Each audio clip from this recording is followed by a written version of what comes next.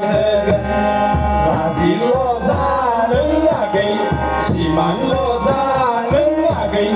bây sát đang đi lại rồi lấy cất lên dân hà bà là gần lo ra nâng là gầy chỉ mang lo ra nâng là gầy bây sát đang đi lại rồi lấy cất lên dân hà bà là gần ba giây lấy ba giây tôi lấy vẫn bao cơ nàng hiện ra lấy ba giây lấy ba giây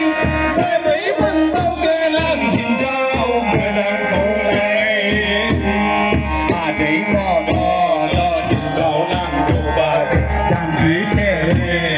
hiện rau nàng đầu đi cá phang đang hiện rau nàng đầu ba giây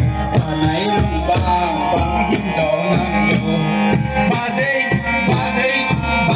lấy ba giây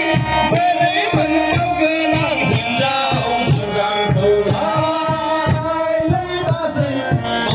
lấy ba giây với lấy phần cao cơ nàng hiện ra ông cơ giang thâu lai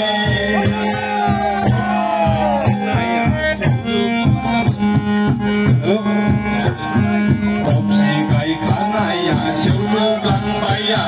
thành hậu ngày khá ngày ra có lăng bay hồ kỳ ngày khá ngày siêu dương lăng bay kỳ thành hậu ngày khá ngày ra có lăng bay những khổ